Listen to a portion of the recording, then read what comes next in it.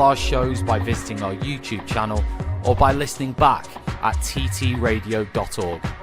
Don't forget to like and subscribe to enjoy more live education conversation from TTR. We hope you enjoy this show.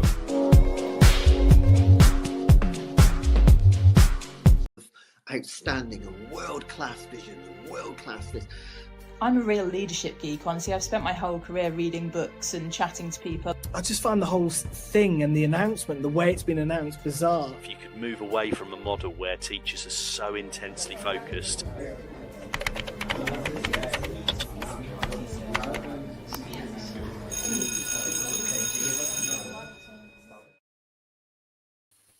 Hi, good evening viewers and listeners, whether you're viewing live or playing back.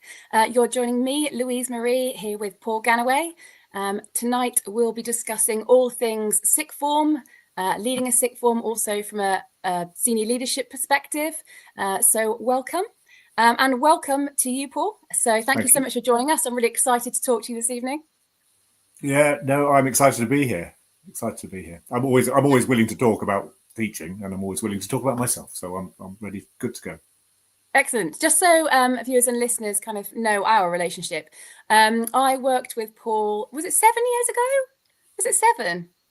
6, 7 or 8, 9 years ago? Yeah. 6 or 7 or 8, yeah. Yes. Yeah, back at a school in Milton Keynes, where Paul is still working at Denby, a very successful school in Milton Keynes. And he was my line manager, weren't you, Paul? You lucky bee. I certainly was. And, happy times. Good department, and you were a strong member of that department. Oh, thank you. That's kind. They were great, though. Like, it's great. You know, you've been in the great department, though, because even when you leave, you still just stay in touch with everybody and you still support each other. I mean, I think in my career, I sort of got soppy quite early on, but you've been one of my biggest supporters. And every time I go for a promotion, you're always there supporting me. So I'll forever be grateful for your leadership personally, as I know anyone that works with you will feel the same. So thank you. I'm blushing on the screen, I think so. Thank you. Right, well, so Paul, I've also given a brief introduction to you. If you'd like to tell us a little bit about yourself, your current role, what you've been doing. Right. Well, currently, as of September this year, I've stepped back from SLT. I'm currently on a part-time teaching timetable and absolutely loving it. Basically, I'm winding down towards retirement. So, I've done my time at the coalface. I'm looking. I don't think I could have gone cold turkey, full stop. But this has just been an amazing half term, 10 weeks. It's been really lovely just to teach. Without the additional responsibilities, but going back, I've taught at one other school other than Denby, but I've been at Denby for 28 years. I know. I don't look it either, do I? I don't look old enough. It is wonderful to work with at Denby, so it's understandable. I was at Radcliffe before, a very, very brief time, and then which is also in Milton Keynes. And then since my time at Denby, I've been very, very lucky. Very lucky. I've had a number of different roles. I was deputy head a year, and then we changed the pastoral system to vertical tutor groups, and I became head of house. And then I moved across from head of house into the faculty area, was Key Stage 4 leader, and then I had 9 wonderful, wonderful years as a head of a large faculty. Humanities was the biggest faculty in the school. It incorporated all the subjects, humanities and social sciences. And then I had my opportunity to go into SLT in 2019 and moved into sixth form, basically SLT role assistant head, was responsible for post 16. And I still pinch myself. I still look back at the roles I've had, and I've thought, bloody hell, I've really enjoyed each one of them. Yeah. Well, obviously, I've only known you as a faculty leader, so it'd be interesting to kind of explore your most recent role, well, not the one you're currently doing, but the most recent one that you've just taken a step back from. So since you left, I moved on. Yeah, I mean, sixth form was just a gift that kept on giving, really. And I mean, I know that we've talked about the time, because obviously yourself, you're at that time where middle management thinking about the next step up, and I was so lucky that I ended up with sixth form because a well-respected mutual colleague of ours who you worked with prior to Denby and I worked under at Denby. She appointed me to head of sixth form. It wasn't something I'd applied for specifically. There was applications, spaces on the sixth form, on the SLT. And I just couldn't believe my luck. Honestly, when she told me in that meeting, I just thought, oh my God, yes. I'll take it. Absolute privilege. And I had, 5 and a bit fantastic years. But if I'm being honest, age caught up with me. I'd spent, this came late in my career, and for my sanity and my health, I was just needed to take my foot off the brake and just step back a bit. Yeah. Part-time. All right. Well, it's great. So, you ready to delve in, Paul? Are you ready? Yes. Let's go. Out comes the sheet of questions. Okay. So the first one I think we've kind of touched on already. Yeah. But it says, can you share your journey into senior leadership? So we've done that bit, I think, haven't we already? So tell us, more importantly, kind of what inspired you? I know you said that obviously you're quite lucky. You're working with an amazing head teacher at the time. And she obviously suggested this to you. And you did say that you went into SLT quite late. Yeah. What was it? Because you sound like you loved the role and you were like, oh my God, yes. Like, what was it? What was the inspiration that made you think, yes, sixth form? Okay. Well, if we get a step back a bit, the point where I knew I wanted to leave the middle leadership role as head of faculty was honestly when and this is a stage that I think a lot of middle managers will appreciate when they're working with senior managers. You start to think, I can do that job just as well as you can. And it's just, I could do that. Or I could do it better. I could even do it. Not sixth form role. I must admit that my predecessor was amazing at it. But just general SLT, thinking I can do this.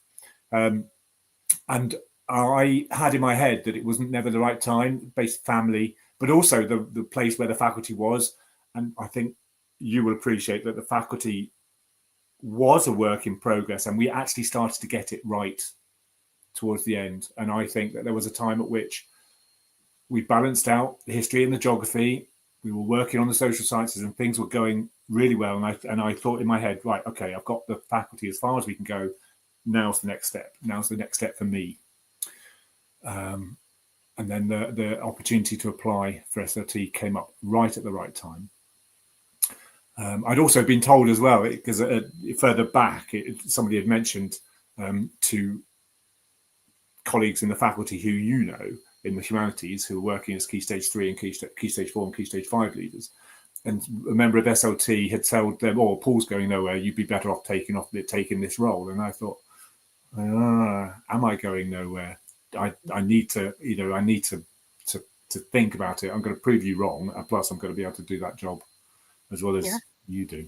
So I suppose that's how I realised that the time was right to step in. Sorry, what was that? As I said at the start, I like to talk about what's happened. The inspiration. The inspiration. I think that was it. That was the it's time. And then in sixth form, the sixth form role, because it is so big at Denby, such a big sixth form. How big is it? Quite a lot of autonomy. Sorry? How big is it, please? Remind me. So now it's it's a 470 sixth form, 250, 220, probably a 480 actually this year, 250, it's a 470 sixth form, 240, 230, 240 in 12 and 230 in year 12. That little math situation you did. Good for you. I had to work it through there. How did we get to 470? So it's a big old sixth form. One of the biggest in Milton Keynes, and in my eyes, I'd seen it as reasonably a strong sixth form. So a lot of the inspiration that I took on was the fact that my predecessor had also been my predecessor as head of faculty, and I respected him highly in terms of what he did and still do. He's an amazing practitioner, an amazing leader. I didn't feel that I needed to change very much. And I was just looking at what he'd created and where there was the need to maybe take something further. Yeah, nice. You're kind of. It's nice that you'd obviously said you. I'm falling over my own words here. I'm tired. Also, there's you doing maths, and it's me like. It's nice that you said that he was your predecessor, and it's like you could kind of see, I imagine, your career trajectory through somebody else. Yeah, And but then he's younger. That was the frustration. He's quite a bit younger. So I'd spent a lot of the time thinking, oh, yeah, he's so much better than I am. And then, you know, it's when you step out of the shoulder and you step into the role and you start to think, actually, I can do this just as well as you can. But he is an amazing. He's still there. He is an amazing practitioner. Right. So there's one thing I wanted to ask you. Was there a particular defining moment in your SLT career that shaped the way that you led sixth form? A particular moment? Well, possibly COVID. I mean, you know, I was appointed to SLT in October, November 2019. I didn't know what role I was going to get until January 2020. And that's when, so I was told before January that I was going to take over the sixth form in January. So I took over the sixth form, and there were quite a few challenges already in terms of the size. But then COVID hit, and then you know we just had to do things differently, and it was that it's almost like a blank sheet. It was like, well, it's never been done before, so I've got this opportunity to really look at what we do for our sixth formers, what can be done for the sixth formers, and I wasn't necessarily doing everything, but it was just being at that point of where you're part of the discussions and you're thinking about what's got to happen. And I suppose that's something that no one saw coming, and it was just you had to deal with it. What actually happened? So when it came, because I know schools like adapted to the situation very differently. So I was out in a free school. I was at Sir Thomas Fremantle, and so we were a very small school. I think we were about 500 students at that time, so a teeny tiny sixth form. So we adapted very differently, as I imagine Denby did. What changed for the sixth form during COVID? Oh gosh, it was the check-ins, because obviously we'd sent everyone home. March 20th was 17th, March 17th, we'd sent everyone home, so schools closed. So we had the pastoral support had to be done from a distance for all of our vulnerable students, and our students we had to just keep on checking in with. We had to make sure that people had access. We had to think about needs, about financial needs, economic circumstances.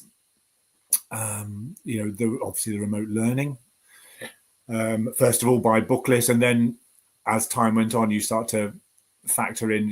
When we started to dribble back into schools, setting up what needed to be done for the 12s, I suppose, because in the first year, obviously year 13s just went. That was it, and they didn't have anything else.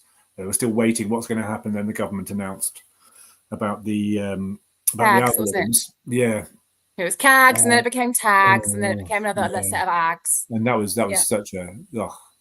But it was so. Then the year 12s, you had to think about what was happening with the year 12s who'd done their AS levels or were given AS tags.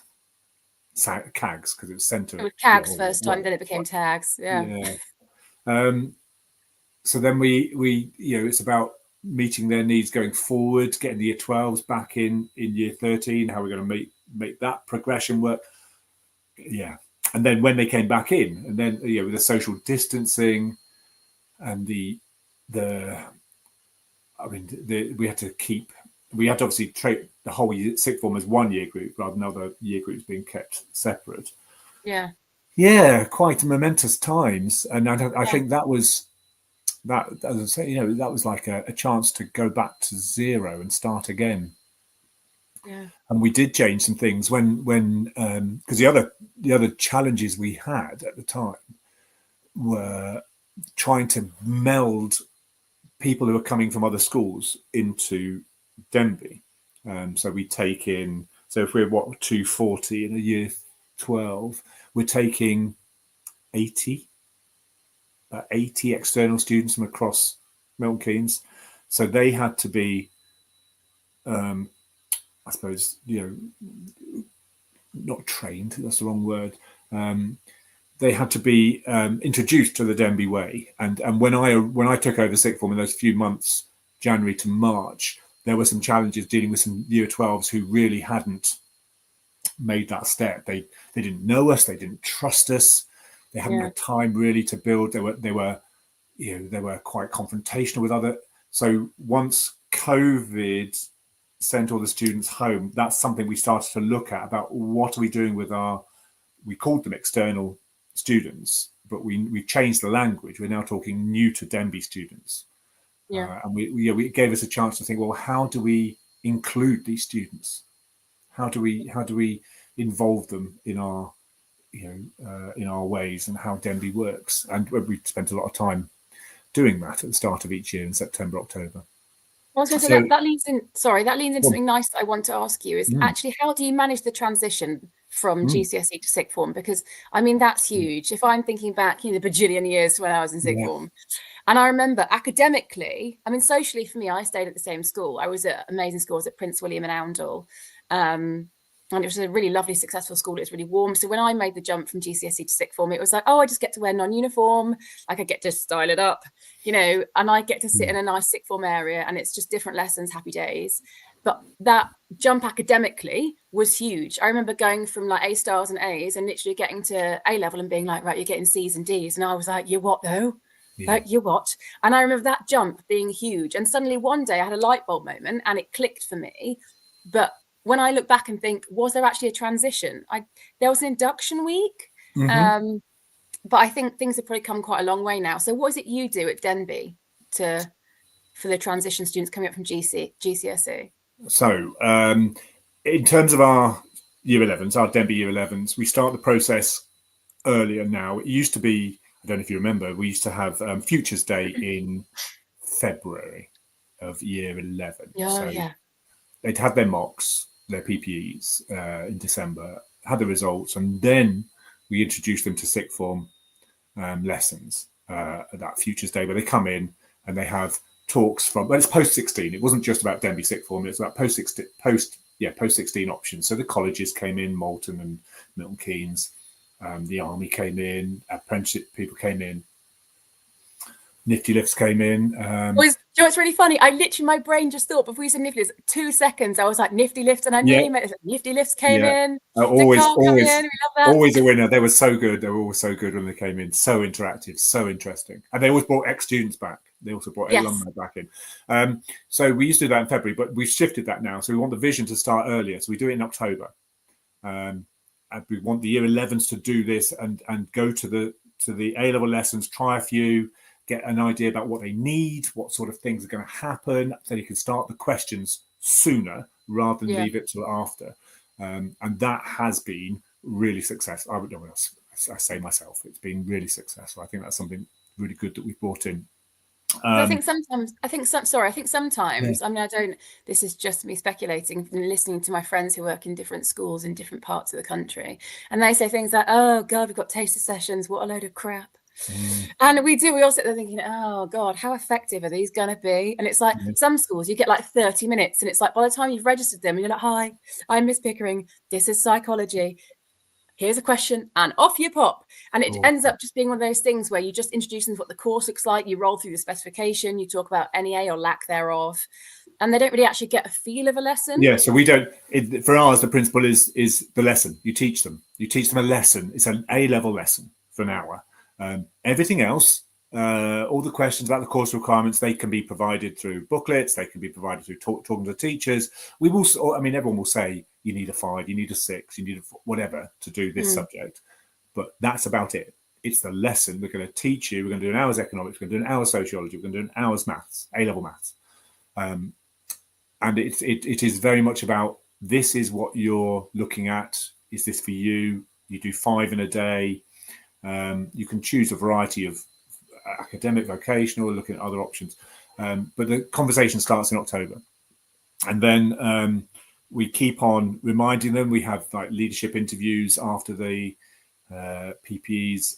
That starts that's February, where every member of the leadership team and all the heads of year, pastoral heads of year, and progress heads of year meet with all of year 11, and we talk through where are you now, what do you need to do, what do you want to do. Have you got a plan? And then we do induction days, traditional induction days in July, just like everyone else does when the exams are finished. Open evening is January, so it's after Christmas. So that's also a really positive step. We use the year 12s that we have. They go into the assemblies for year 11s. They do Q&As. We're lucky in that we're not a separate. I mean, I say lucky. I would have loved a posh new building for the sixth form, but we're lucky in that we are part of the school. We are in and among the sixth forms, are in and amongst the students. So there is that continuity and that recognition and that community sense. So the year 12s go into the year 11 assemblies. The year 12s come out in their massive numbers and do open day. Really proud of that. They really get involved and sell the school. So it's a continuous language about the next step, making and a shout out to our careers team at Denby, who do a fantastic job meeting with all the year 11s. It's a tough job. Throughout the year, they're amazing. And then so that becomes the natural process through results and results days and signing on and then induction. Really, the changes for us, the massive changes have been with the new to Denby students, about getting them in. And we do an induction program specifically for them. It's tailor-made for them in September. So year 12 mentoring days are Monday, Wednesday and Friday, the proper mentoring program. And then either on a Tuesday or a Thursday, whichever fits best for the students' timetable. So they've got a lesson after whenever mentoring would be, or as close to possible. We ask the new to Denby students to come in for bespoke induction sessions, traditionally run by Mrs. Braun and myself, the head, because we're the ones not being mentors, and then we take them through the Denby way. Really, we show them around, we introduce them to the right people that they won't know, the careers people, the SEN. I love it. Sorry, Paul. I love it that every school has a way. We've got a way. It's a new way. We do. There was a Radcliffe way. I had a Radcliffe way. It took me 2 years to get into the Denby way, but there was a Wollaston way. We've got a Weaver's way. There's like every kind of way. It's great though.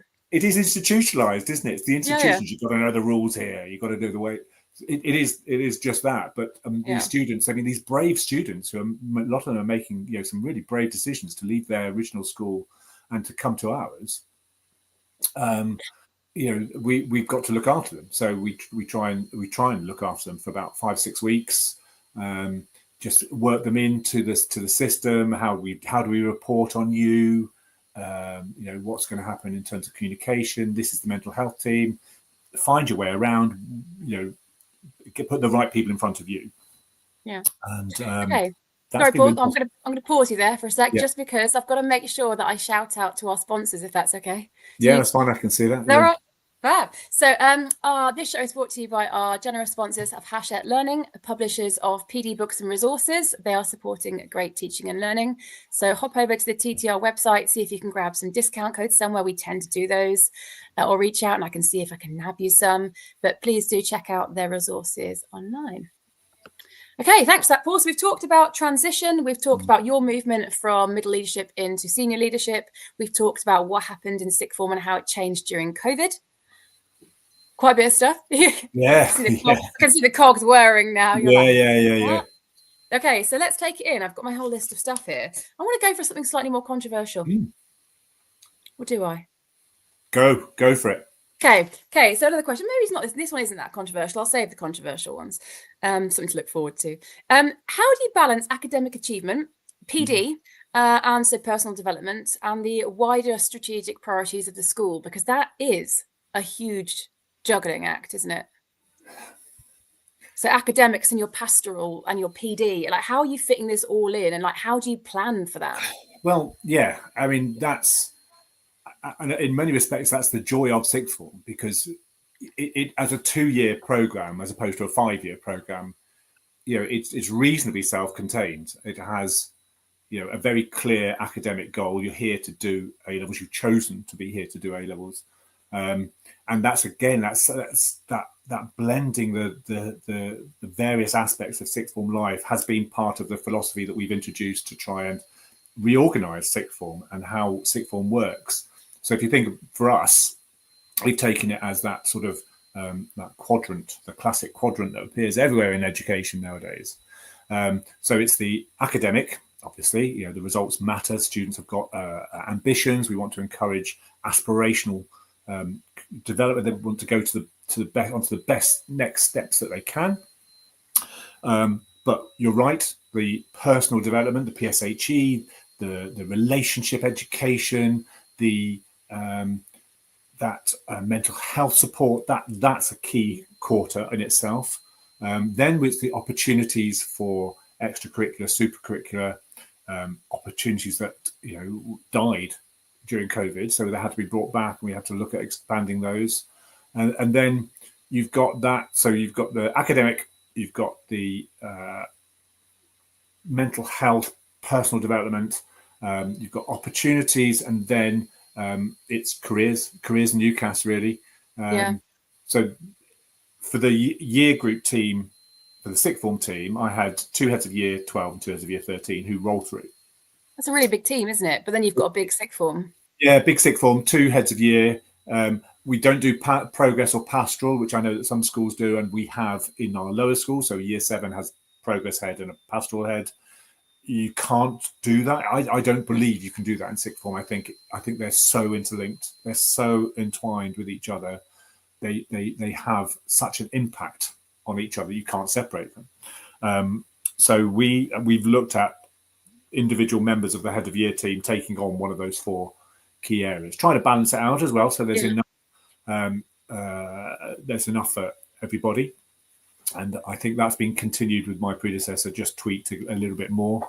But that's something we brought in to try and get a more holistic approach, and very much supported by the head of the school, that holistic approach to sixth form, because it's a 2-year journey, and it is about becoming capable adults, able to make all the decisions that they need to make for the next step in a way which is still a school environment. So there's still the need to make sure that organisation is there. So teaching and learning still has to be good. The students have to be taught how to organise themselves in sixth form. It's not we can't assume that just because they stop wearing uniform, that when they join us in September, that that's it. They know how to do it. They know how to manage their free periods. They really don't. They're 16. They're year 11 plus 2 months, and it's just like you've got So we got to make sure that we take care of them. We take care of them as they come through, because it's what happens by the time they leave us in June of the following year, the year 13, that matters. And we've got that 2-year journey. So we do track the PSHE. We do monitor it with the rest of the school. It follows through. We follow the same themes. Yeah. But we've been very lucky to have in the last couple of years an academic mentor, which is Sandy Braun, who also, like myself, in the latter ends of their career, and she's been amazing, because we've been able to put some students in front of her for an hour so that she can break down any barriers they might have in terms of either academic or pastoral. She's part of the safeguarding team, as am I, as was I, sorry. So it is about looking at the whole experience for the student. I'm always minded of, do you watch Interior Designs, that program with Michelle Gunderham and Alan Carr? Do you know? Do you want me to lie? I'd be like, yeah, I watched that. Well, okay. I just finished watching Selling the OC. No, I have no artistic merit. I have no artistic merit, and I'm not looking at it as if I'm going to become a career interior designer. However, when we do watch it, because it's reasonably good entertainment, and my wife likes it, and I like it as well. Yeah. But they always talk about when you're designing a building or designing a shop or designing a room, you've got to think about the journey that takes place from when the shopper, the person who's staying in a hotel, whatever it is, you've got to think about the journey from their point of view. It's not enough just for you to think, I'm going to put a nice set of shelves there, I'm going to put a nice whatever there.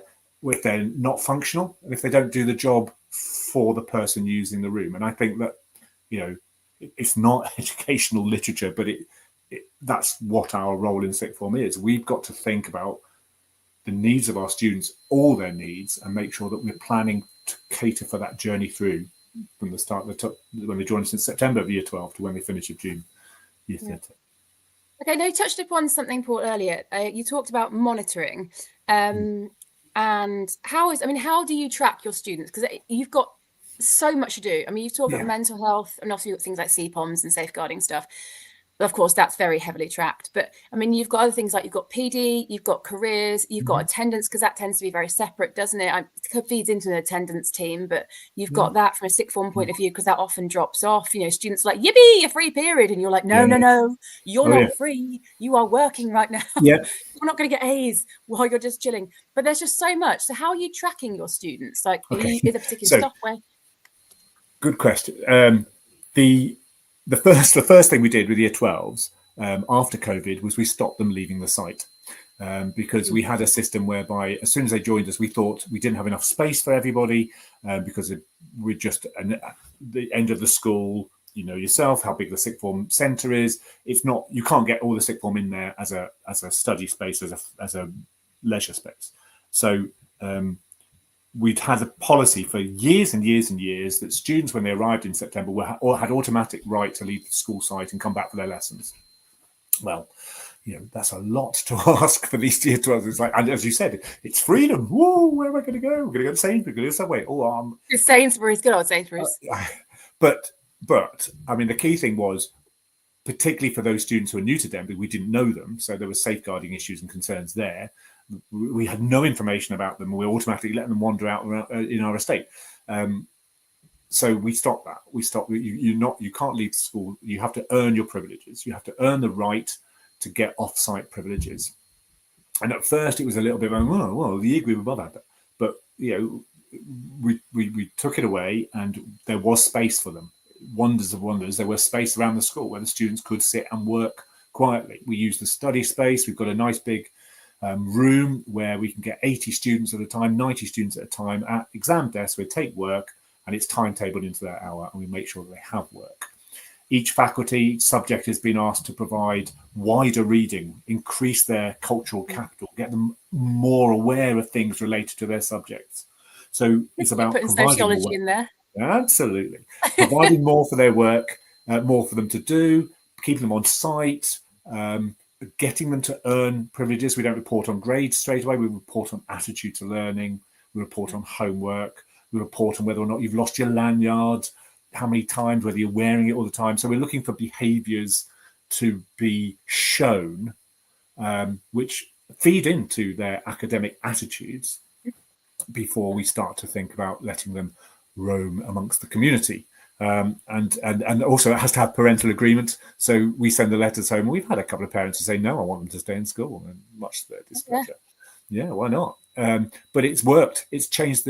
I think it's changed the atmosphere, the ethos, the attitude of the students. That you're here to study. You've got all this time. You don't have a lesson on your timetable, but you've got the time to get on. And we use that language. We use that language in assemblies, in lessons. We want you to read this. We want you to do this. And then monitoring, just as you do in lower school. Data entry is key. The strength of the data obviously matters. So there's a lot of time in faculty spent. Teachers should be communicating and making sure that data they're entering is as accurate as possible. We know that it doesn't always work like that. And that's where the SLT comes in, about holding faculties to account and making sure you're able to really get down to is this true? Is these grades correct? But one of the heads of year, their academic performance and teaching and learning comes under their remit. So they're talking to students about their lessons. They're looking at the data. My view was to track all the data and then present it to SLT. And then SLT are obviously line managers, faculty, so they have to have the communication with their heads of faculty and then report back to me. So the tracking is just as it would be. I'd like to think just as it would be in any successful school with any year group 7, 8, 9, 10, 11. Sixth form is no different. Okay, so here comes the juicy question, Paul. Okay. It's the one that I personally really want to ask. And please be totally honest with this. I know you will be. What's the biggest mistake you think you've made leading sixth form? What's the biggest cock up, Paul, you've ever made? Cock up. Yeah. Cock Obviously, up. feel free to leave out names and stuff if that's easier to talk about it. I made a bigger cock up as head of faculty. No, what? Let's look for a sixth form one first, if you can. Sixth form cock up. That wasn't in the list of pre-arranged questions. Hang on, we have what early. Oh, I can rephrase it. We've got what early challenges or mistakes. Oh, I talked about that. I talked about early challenges. Biggest cock up. Yeah. I can always come back to it if you want me to hold fire on that. And you can really. Yeah, I might have to think because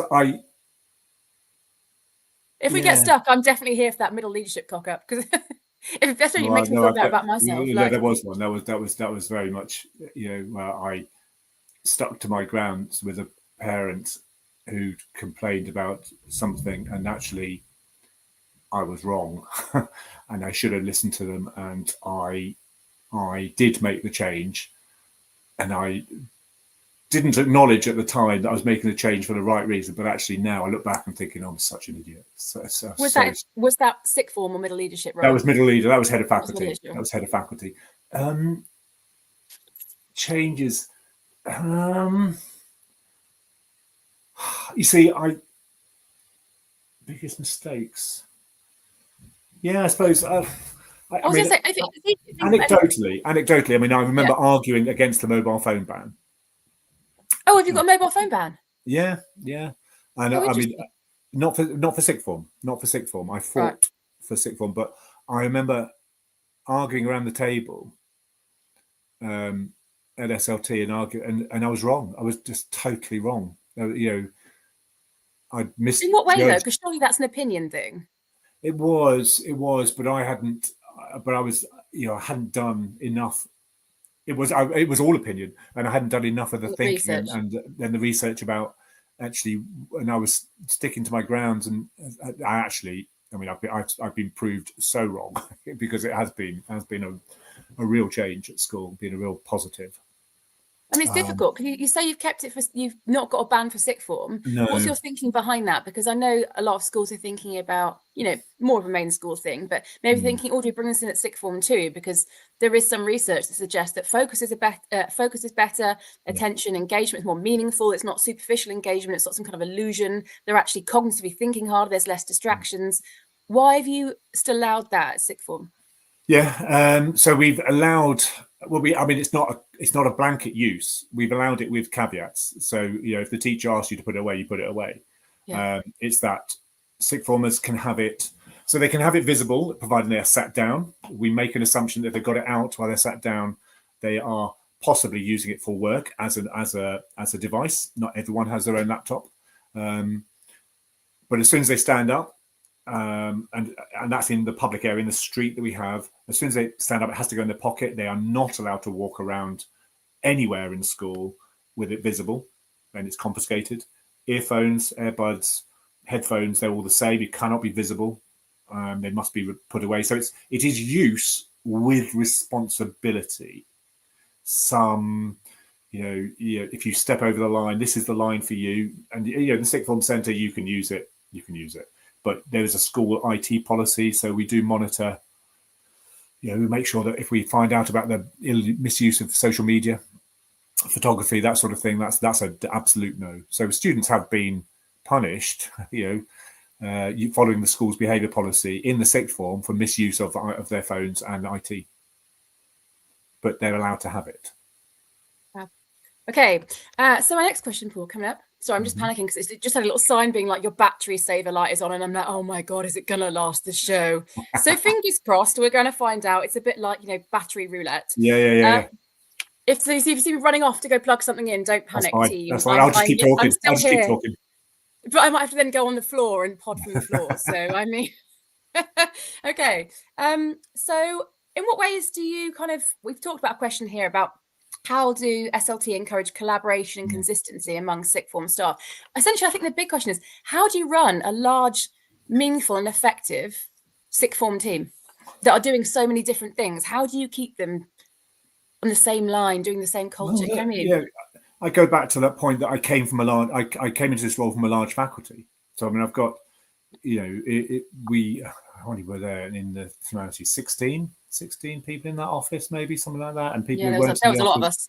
There was a lot of us in that office. And there were people outside the office who were SLT at the time as well. So you've got, there's micromanagement is no good in a team that big, because you just burn yourself out and it's not productive.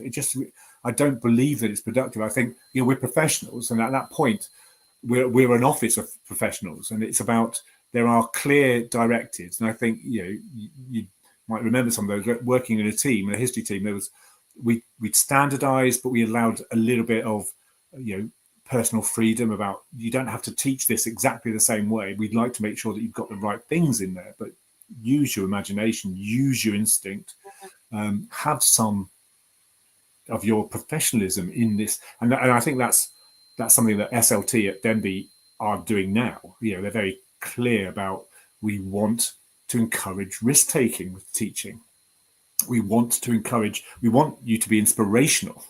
And that's the message clearly given throughout CPD throughout the year. The teaching and learning team are looking at that. It's nice to walk into a room and everyone's doing what looks like meaningful things in the PowerPoint, and students are working, but where's the spark? Is there a spark? And sixth form lessons are exactly the same as lower school lessons. There should be a spark. They should engage the students. In the old days, and I think we've definitely seen this at Denby, is that teachers think, I've been given sixth form, that's a bit of a privilege. I'm just going to have a chat with my kids. I'm just going to have a chat with the students. I'm going to chat about Frankenstein or whatever it is we're doing. That's not what a good sixth form lesson is. And so I think for the SLT, it's about making sure that you recognize the autonomy and the skills and the agency of the people that you are asking to do a job. And you have regular meetings, but you're not looking over their shoulder. You've got to give. The whole school has an accountability, but you've got. Oh, sorry, Paul. I'm going to get my battery. Carry on talking. No. While I go plug my battery. I just wondered if I keep talking, I'll just go off tangent. But it is about it's your job. Your job is to monitor. You're responsible, but you've got to give the people who you've asked to do certain things the opportunity to do it well, without doing it for them. So I think that idea of a large sixth form team, everyone knows the role, everyone sees the vision, shares the vision. Hopefully, we discuss the vision, we discuss the students. The students are at the centre of it. I think there should be what sort of feeds into itself. I'm going to keep on talking because you're not back. No, that's fine. I'm still here. Apologies, team. I'm just working around the techie issues. So tell me, what do you think makes, if someone was wanting to apply for a role for a head of sixth form, what key personality traits or leadership traits would you expect to see or hear about in an interview? I mean, there's got to be patience above all. I think that the ability to listen, empathy, standards. You want to see in that there's some academic rigor, but equally there's the ability to listen. I think there's the need.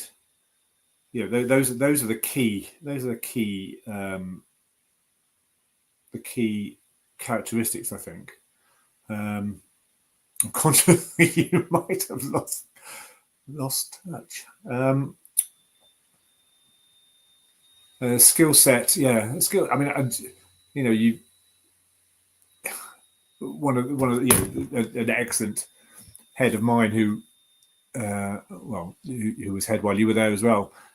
Always used to talk about tweaks and making the main thing, and that's vital. You've got to remember that the students are the centre of what we do and why we do it, and making sure that we've got that.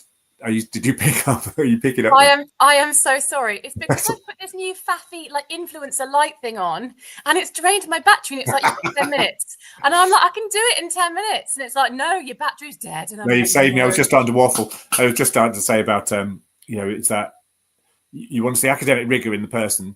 They've got to have an interest. They've got to have an interest in the students, but they've got to be empathetic, and there must be patience. They've got to listen. I think those are the big skill sets, I think, for sixth form. But it's that teaching. It's in many respects you're a head teacher, because sometimes the head of sixth can be, as having spoken to other heads of sixth, they can have more autonomy, or they can have less autonomy depending on what the structure of the school is. And under Denby, I think when I took over, it had sort of been given more and more and more autonomy. And I think, whilst I wasn't against that, I think we had to bring it back more into the routines and the strategies that are making, the teaching and learning at years 7 to 11 so much tighter, and we needed to get that back. So I hope we've met a balance between autonomy for the head of sixth, but also brought us into the whole school arrangements. I really want to ask, and thank you for holding the fort in my absence, you legend. I could rely on you. I wanted to ask you something, actually, because you touched upon talking about teachers flourishing and allowing professional autonomy and kind of steering away from micromanagement. I think this is why you and I, professionally and personally, have always got on so well, because we're so aligned on this in terms of values. Do you have a sixth form playbook, or a teacher playbook, or a way to kind of deliver sixth form lessons? Or is it similar to what you already have at main school, and it's just expected that carries on into sixth form? Do lessons change? Yeah. Have you got a set standard of expectations, essentially? It's the latter. We don't have a set sixth form one. We expect the lessons to follow a similar structure. We expect there to be. We use sonar as an acronym. Was sonar there when you were there? I don't think so. I think I've seen it though. Please, can you remind me what it is? So starter, objective, new knowledge, assessment, and recap. I had to remember what the R was. Not 5 pieces of a lesson. There needs to be, you can have ongoing assessment, and new knowledge can appear more than once. But there needs to be something for the students to get the challenge going at the start of the lesson. There should be a clear objective. The students do not need to write it down, but they need to be knowing what the part of what this lesson is for. Where does it fit in with other lessons? Where is it going? New knowledge. They need to learn something. They need to be some monitoring of what they're getting as they're going through the lesson. And then let's review where we are, how far we got. Do we need to go over that again? That's what teaching and learning. So Denby has a teaching and learning code. It followed on from the previous Ofsted 2016. 2016. And it's been a game changer for us. But we haven't had. I think the sixth form lessons haven't always brought in, and we've got variability. We have variability in some subjects and not in others. So it's about trying to get some form of standardization that students can expect the same sort of standards and clarity in each lesson, in each subject, as they go through. So, yeah. There's something I wanted to ask. We're taking a slight off on a tangent here, but it's a really, really important tangent. And I know one that you've been really invested in, I think, your whole teaching career. It's about student voice. Yes. What is it? What do you do to kind of empower student voice in sixth form? How is it encouraged in lessons? Talking about student councils or initiatives that you've either brought in or carried on. Well, the students have got to feel confident enough that they can say something and be heard. I mean, that's the starting point. Whether you have a formal committee, whether you have a formal council, sometimes it can be informal. But I think it's that open door policy that the sixth form has at Denby, that the offices for the heads of year are in the sixth form centre, glass windows, and if they're there, the traditional policy has been if they're in there, the door the students can knock and come in. So we want that access. Sometimes it can be a bit of a drain because it can get in the way in terms of what we want to do. And I think perhaps one of my failings, if we go back to our biggest cock-ups, one of my failings is that I probably lacked. I'm not a pleaser. I'm not a people pleaser normally. I'm not. I'm quite happy to tell somebody, no, I don't agree. But I found it. I failed, I think, in terms of telling students, no, I can't see you now. I've just got to do this. And so they came and knocked on my door. Can I have a word? Yes, go on. It's just, and that took too much, I think, from me, and I had to say to my successor, you know, there's a balance between that, and I was rubbish. I was rubbish at it. It is tough, though. It is tough. I mean, it is. My subjects, I mean, as you know, social sciences are largely GCSE and sixth form, predominantly sixth form, and we have big classes, and they feel safe. We are the colleagues that teach, you know, the controversial subjects that they want to open up about. So when they open up, you become their safe person. Before you know it, it's every preschool, it's break times, it's lunchtime, it's after school, it's emails at weekend, and it is really difficult to say no to a student, you know, particularly if they're struggling. No, come back. But you're so right. There needs to be not professional boundaries. Of course, they're professional boundaries, as in like for yourself. Yes. You know, I've allotted this time. Do you know there are other people you can go and seek guidance from?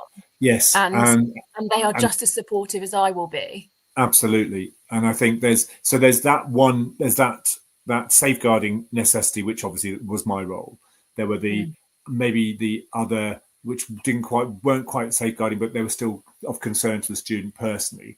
Then there's obviously the teaching and learning complaints, and you know, I don't need to hear all those. You can I'll direct you to the right person for those. But I think that it's important that you do listen and then direct them to somebody, and then ask them again, did you get a response? What happened? What's happened? Follow up.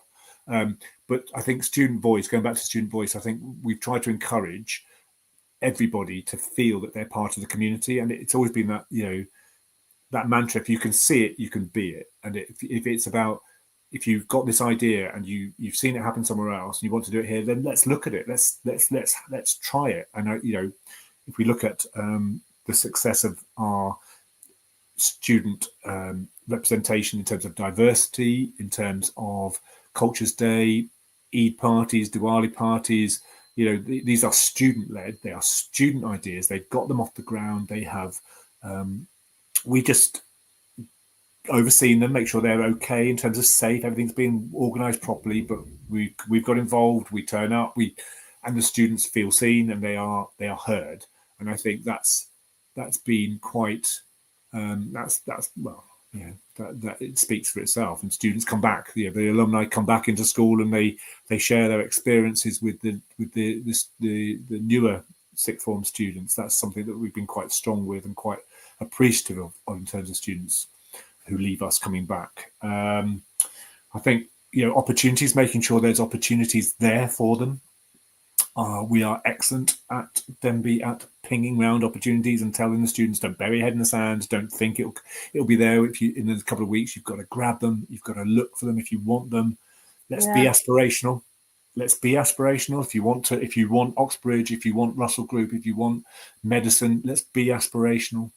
Let's listen to you, but let's be honest. Let's have an honest conversation, but let's be aspirational. That's something. One last thing I wanted to ask. I know we're pushing time. Viewers probably thinking it's dinner time, but there's something I wanted to ask you because this is. I know you and your lasagna and your garlic bread and whatever. What else? Wedges, spiced paprika wedges. It's a carb fest.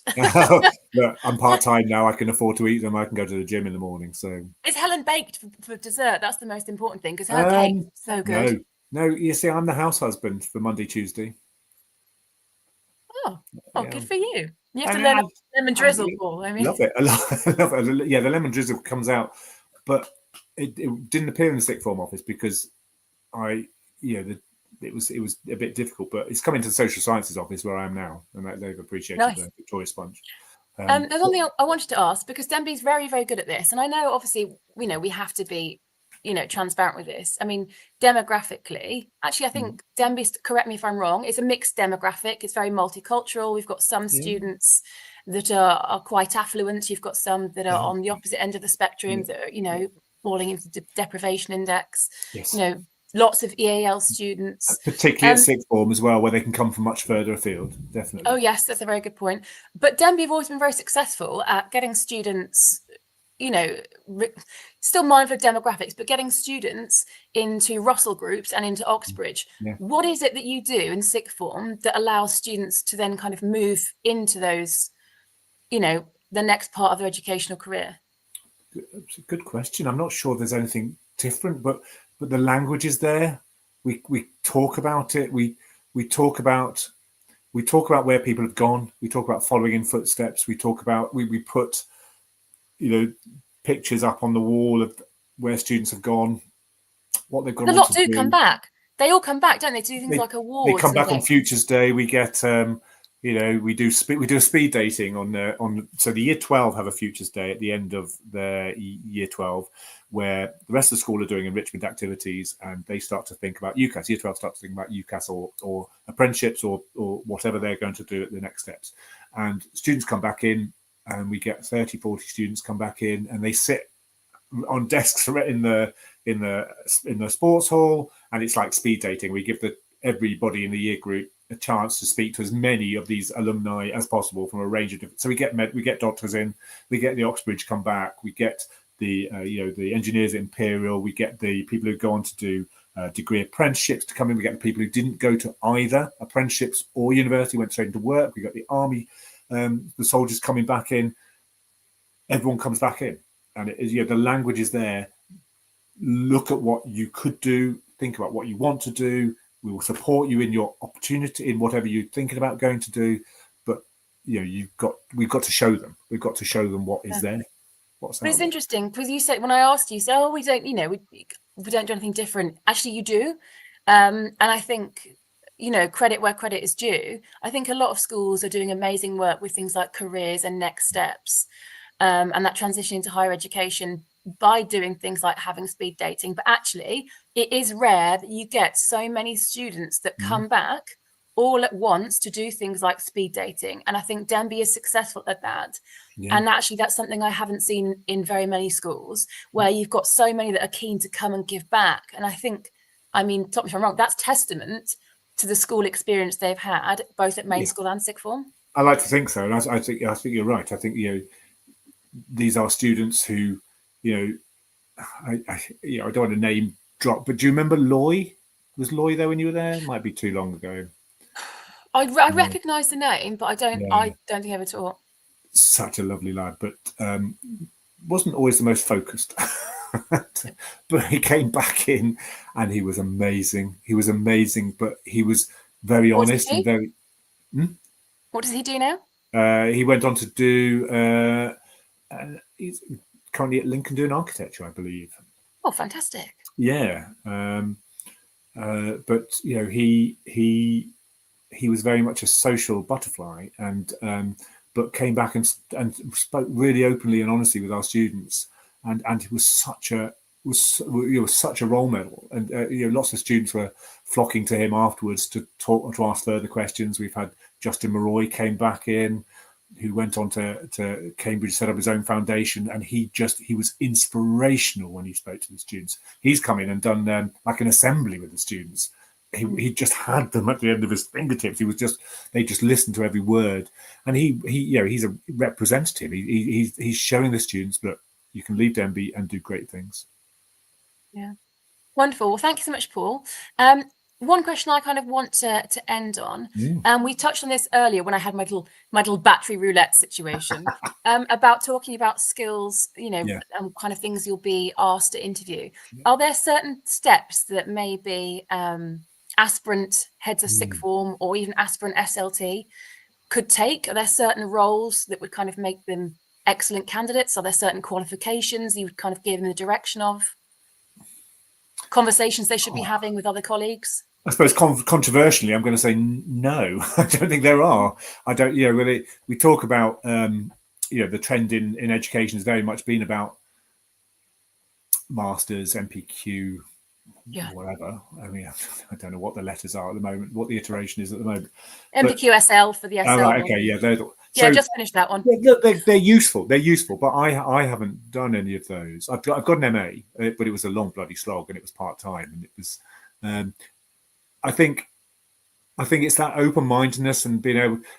Some of the great things have been when I've been able to and been allowed by my bosses to go and see other sixth forms, to go and talk to other sixth form heads.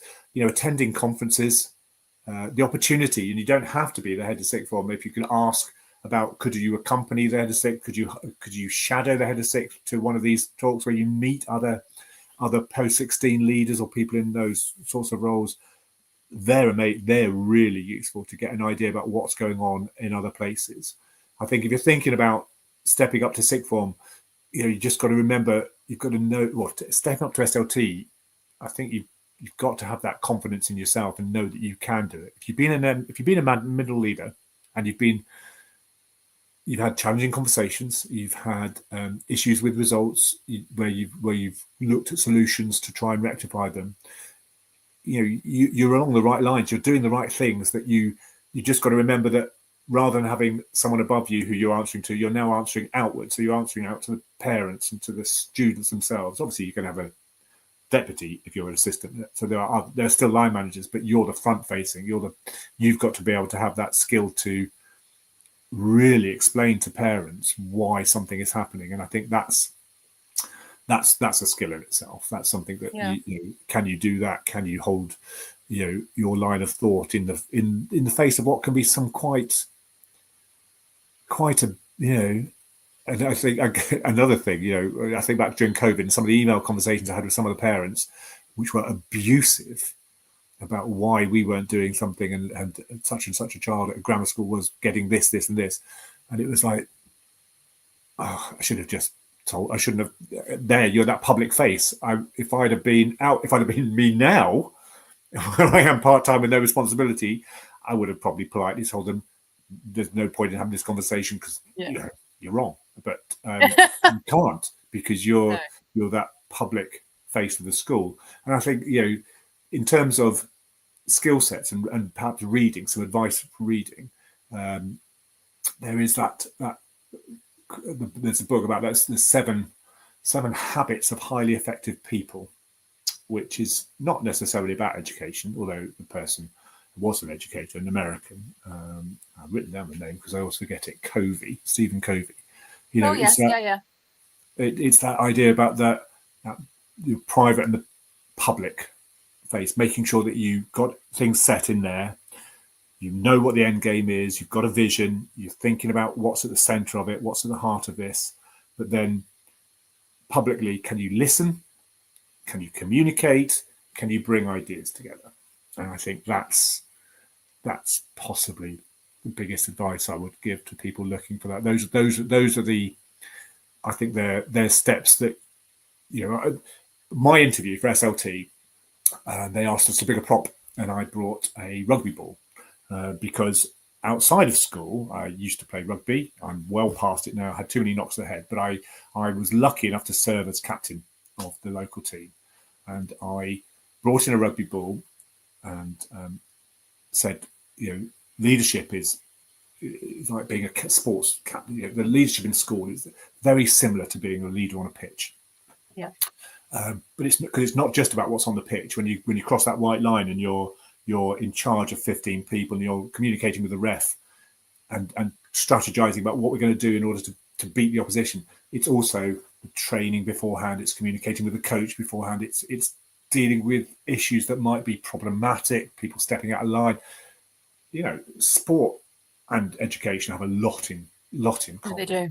They so much. It's character building, but also it's that challenge that builds. That challenge that you come into contact. If you can cope in one field, you can cope in the other. Definitely.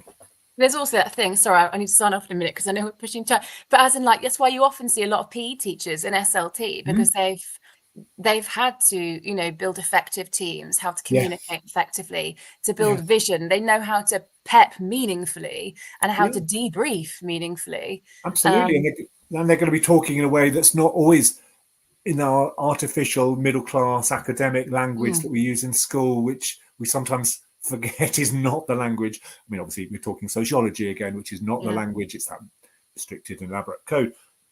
And PE teachers, sport people, there's a way of communicating quickly and effectively. Yeah. And I think, that they absolutely do blend into each other. They're really, effective. Well, lovely. Well, thank you so much for your time this evening, Paul, and thank you for holding the fort during my somewhat issue. There's a first for everything. Plug your computer in next time. I know, it's because I've got my fancy light there, Paul. Look. Yeah, Not yeah. fancy new influencer like. That's it. That's it. You influence all right. No expense spared. Well, thank you so much. And thank you so much, viewers, for joining us, whether you're listening live or playing back. It's been wonderful to speak to you, Paul, about all things sixth form. If anyone wants to reach out to you, where can they find you? Are you on LinkedIn or? I am, yes. I'm just so useless at social media, but I am. Yes, I am on LinkedIn. Lovely. So if anyone has, any viewers have any questions for Paul about sixth form related or how to kind of get into that role, how to be successful, feel free to add him on LinkedIn. Watch your followers now grow now, Paul. Look at you. You'll be an influencer. That's it. Yeah. I won't know what to do though. That's the thing. Well, thank you so much, everyone. Off and go and enjoy your dinner and go and enjoy your lasagna, Paul. Thank you very much. And I will see you in 2 weeks' time. Have a wonderful evening. Thank you. Bye. Cheers. Bye. Outstanding and world-class vision, world-class this. I'm a real leadership geek, honestly. I've spent my whole career reading books and chatting to people. I just find the whole thing and the announcement, the way it's been announced, bizarre. If you could